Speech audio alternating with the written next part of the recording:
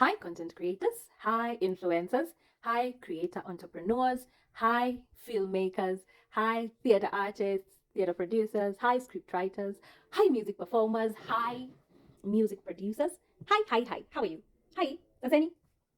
Now, tell me, when a brand approaches you to talk about working together, either on a project, on a collaboration, on a brand partnership, when it gets to answering the question, how much? Pesa ngapi? Unataka pesa ngapi? Do you often struggle with that question? Be very honest. Do you struggle with answering it? Because one, you're scared to underprice yourself, alafu upoteze pesa. I mean, are you scared of underpricing yourself so in a way that you could lose money? Or overpricing yourself and losing the customer? So you're scared and then you cannot price yourself like Nani, who is another influencer, because your content is not the same. Like, you can't price yourself the way, let's say, Aziad is pricing herself because that's her own brand. You can't price the way Matubia is pricing herself because she's her own brand. So you're stuck. How do you price yourself? Do you struggle with that? Because if you do, hear me out. I kind of built a tool that could help you figure out the rate card issue, or at least give you a starting point. It's called IP the Money. IPTHAMANI. IP the Money. .ipworth.co.ke. Now, this tool is an IP valuation tool.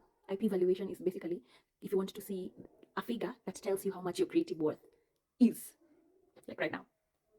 But this tool also now, based off the data that you feed it, gives you the rate card that you're supposed to be using. I am being very honest to say that the tool is not perfect right now, but the more you use the tool, the more it learns you, and the more it can give you more accurate figures. So I feel that is a tool that can help you have a starting point, kujua how much you should charge for certain engagements. So try it out. Please try it out. It's a tool made by a Kenyan, me, for Africans. I have done research over the past 3 years, let's say 3 years, 2023, mpaka sasa, about IP valuation. I have used globally acknowledged and accepted methodologies, and I've also added some little spice because I've also studied how we consume our content and how best we can price ourselves. Okay? Try it out. I believe itakusaidia sana. And by the way, that IP valuation tool, it will also make you see certain things about yourself. Wacha kujionanga ati mimi ni content creator. Yes, you are that, but you're also more because you own assets. You own creative assets. You own intellectual property. Today I was watching Just Ivy and I felt so happy when I saw that IP is part of her portfolio.